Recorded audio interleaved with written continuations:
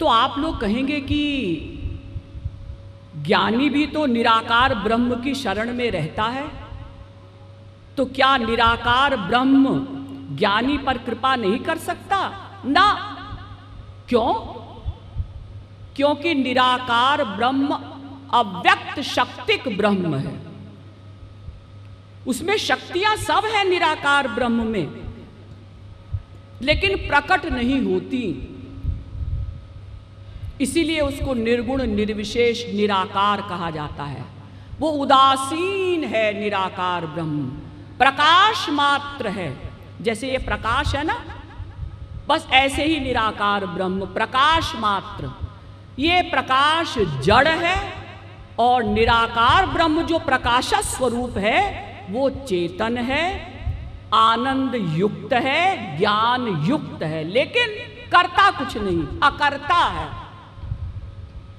इसीलिए आदि जगत गुरु शंकराचार्य जी, जिन्होंने ज्ञान मार्ग का विशेष प्रचार किया, उन्होंने कहा अपने निराकार ब्रह्म के लिए कि उदासीनः स्तब्धः सततम गुणः संगरहितो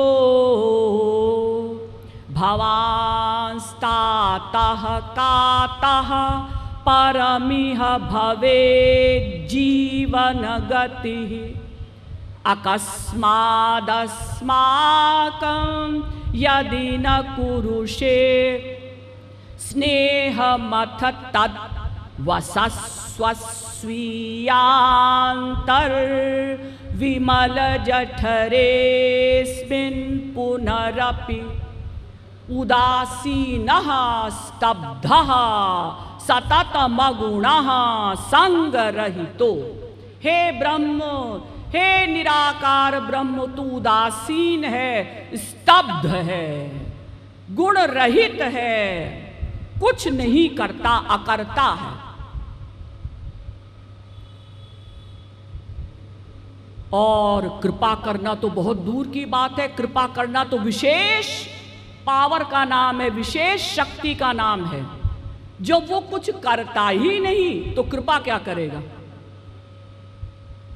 जैसे कोई पागल होता है ना, कोई बुला रहा है वो देख ही नहीं रहा है, कोई आवाज लगा रहा है वो सुन ही नहीं रहा है, बस अकर्ता है, सत्ता मात्र है केवल। तो आप कहेंगे कि दीदी, जैसे ज्ञानी अहम ब्रह्मास्मि का चिंतन करता है, 10 वर्ष करे, 20 वर्ष, 100 वर्ष, माया चली जाएगी ना। करोड़ों वर्ष तक अहम ब्रह्मास्मि का चिंतन करे, कोई माया नहीं जाएगी, जब तक कोई सगुण साकार श्री कृष्ण की शरणागति स्वीकार नहीं करेगा। बिना सगुण साकार श्री कृष्ण की शरणागति स्वीकार किए कोई ज्ञानी ब्रह्म ज्ञान नहीं प्राप्त कर सकता। ज्ञानी लोग प्रेम मार्ग को, भक्ति को हेय कहते। हेय माने निकृष्ट, छोटी बात है। ये तो प्रेम करना तो छोटी बात है, ऐसा कहते हैं ज्ञानी। तो शांडिल्य जी ने इसका उत्तर दिया, हेया रागत्वादिति चेन्नोत्तमास्पदत्वात्। सूत्र बना दिया शांडिल्य जी ने। हेय है प्रेम, कहाँ? संसार से प्रेम करना हेय है, गंदी बात है। लेकिन उत्तमास्पदत्वात्, अगर किसी का आस्पद उत्तम है, आस्पद बने प्रेमास्पद, जिससे हम प्रेम कर रहे हैं वो उत्तम है, यानी भगवान है या महापुरुष है, उससे प्रेम करना हेय नहीं। संसार से प्यार करना निंदनीय, भगवान से प्यार करना वंदनीय, क्योंकि वो उत्तम आस्पद हैं। इसीलिए सारे रिश्ते हमें भगवान से ही रखने हैं। समस्त रिश्ते हमारे भगवान से ही हैं। अगर एक भी रिश्ता हमने भगवान से नहीं रखा तो उस रिश्ते के लिए हमारा मन संसार में जाएगा। हमारी माँ भी है, पिता भी है, सखा भी है, सब हैं रिश्तेदार, लेकिन भाई नहीं है। तो भगवान को भाई मान लो, प्रियतम भगवान को प्रियतम मानो, सखा भगवान को सखा मानो, माँ भगवान को माँ मानो। आज तो भैया दूज है, सब बहनें अपने अपने भाई को राखी बांध रही, मेरे तो भैया ही नहीं है। तो भगवान को मान लो। अजी भगवान को क्या मान लो, हमारा तो पड़ोसी है जो, हम तो उसी को धर्म का भाई बना लिए। किसी के बेटा नहीं है, खरबपति है, अरबपति है, क्या करे? तो लोग बेटा भी बना लेते हैं कोर्ट कचहरी में और सोचते हैं भगवान ने हमको बेटा नहीं दिया तो क्या हुआ, भगवान तो बेवकूफ था, हमने अपना बेटा बना लिया। अरे तो उसके पड़ोसी के, तुम्हारे जो पड़ोसी हैं उसके तो बेटा है, बेटा दिन रात अपने बाप का अपमान करता है जी, करता होगा, लेकिन फिर भी हमको बेटा चाहिए।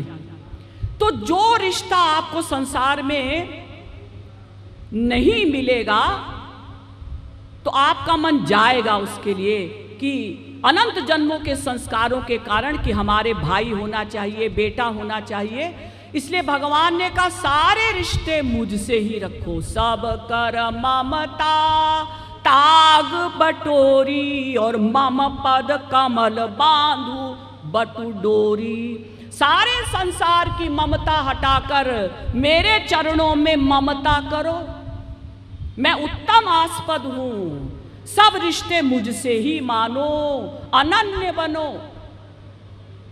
अनन्यास चिंतयन्तो माम ये जनाः पर्युपासते, तेषां नित्याभियुक्तानां योगक्षेमं वहाम्यहम्।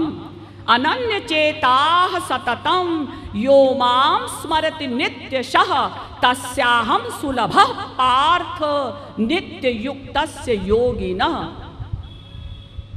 8वें अध्याय का 14वां श्लोक। बार बार भगवान हर ग्रंथ में कहते हैं, ये तु सर्वाणि कर्माणि मयि सन्न्यस्य मत्पराः, अनन्येनैव योगेन मां ध्यायन्त उपासते, तेषामहं समुद्धर्ता मृत्यु संसार सागरात्, भवामि न चिरात् पार्थ मय्यावेशित चेतसाम्। गीता के 12वें अध्याय का 6वां एवं 7वां श्लोक। बार बार भगवान कहते हैं अनन्य बनो मोरे सबई, एक तुम स्वामी दीन बंधु उर अंतर्यामी। तो नंबर 2 का ज्ञानी कौन? जो अहम ब्रह्मास्मि का चिंतन करते करते अहंकार तक का भेदन कर लेता है, लेकिन माया से छुटकारा नहीं मिला। अब नंबर 3 ज्ञानी, असली ज्ञानी। इसलिए देखिए नंबर 2 के ज्ञानी को ज्ञानी नहीं कहा जाता, कह देते हैं लोग ज्ञानी, लेकिन हमारे महाराज जी कहते हैं कि वो ज्ञानी नहीं है, फिर ज्ञानमानी ज्ञानाभिमानी। वो ज्ञानी अपने को समझता है लेकिन है नहीं। वेदव्यास जी ने भी भागवत में लिखा